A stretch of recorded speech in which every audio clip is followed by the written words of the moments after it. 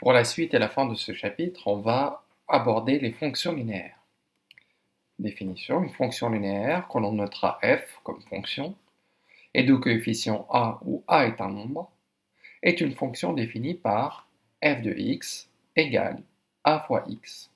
C'est-à-dire que l'image d'un n'importe quel nombre, ça va être obtenu en multipliant ce nombre par a. Ici, on a un exemple d'une fonction qu'on appelle h. L'image de x par la fonction h est obtenue en multipliant x par moins 2 cinquièmes. Grâce à cette formule-là, on va compléter le tableau. La première ligne, c'est la ligne des antécédents. La deuxième ligne est la ligne des images. Si je mets x, je vais avoir h de x. Donc je passe de la première à la deuxième en multipliant par moins 2 cinquièmes. Si je veux calculer l'image de moins 5, je dois multiplier moins 5 par moins 2 cinquièmes.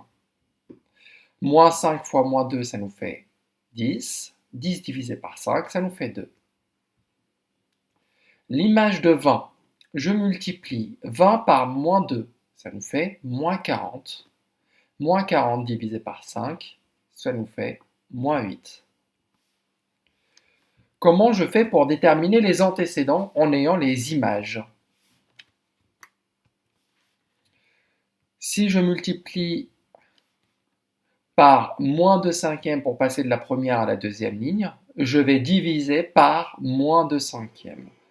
Et je vous rappelle que diviser par un nombre revient à multiplier par son inverse. L'inverse de moins 2 cinquièmes, ça va être moins 5 demi. Donc je vais multiplier par moins 5 demi pour pouvoir avoir l'antécédent. Quel est l'antécédent de 4? L'antécédent de 4, pour le calculer, il va falloir que je multiplie 4 par moins 5 demi. 4 fois moins 5, ça nous fait moins 20. Moins 20 divisé par 2, ça nous fait moins 10. Si je multiplie 0 par moins 5 demi, ça nous fera 0. Si je multiplie 0 par n'importe quel nombre, ça donne 0. Et je vous rappelle que ici, on a une situation de proportionnalité. Une situation de proportionnalité doit forcément passer par l'origine et les coordonnées 0, 0 doivent y être. Si l'image est 0 par une fonction linéaire, c'est que l'antécédent est 0. Et si on a 0 comme antécédent, forcément, on va avoir l'image qui vaut 0 parce qu'en multipliant 0 par un nombre, on obtient toujours 0. Maintenant, on va passer à la remarque qui nous dit qu'une fonction linéaire modélise une situation de proportionnalité. Quand on parle dans le registre des fonctions, une situation de proportionnalité, on va plutôt parler de fonction linéaire.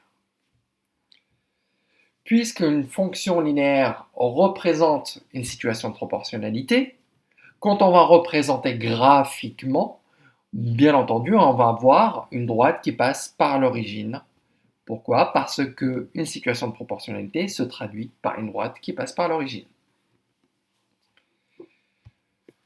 Si la droite D est la représentation graphique d'une fonction linéaire, avec l'image de x par la fonction f est égale à x fois a, on dit que a est le coefficient directeur de la droite.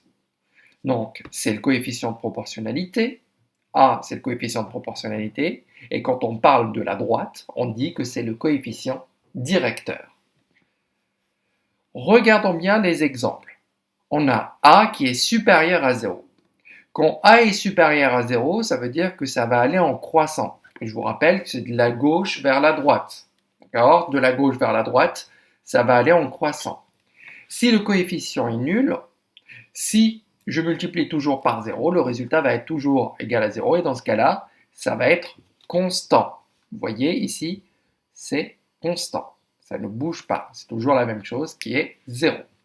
Maintenant, quand on a un coefficient qui est négatif, inférieur à 0, de la gauche vers la droite, ça va être décroissant. Ça va descendre.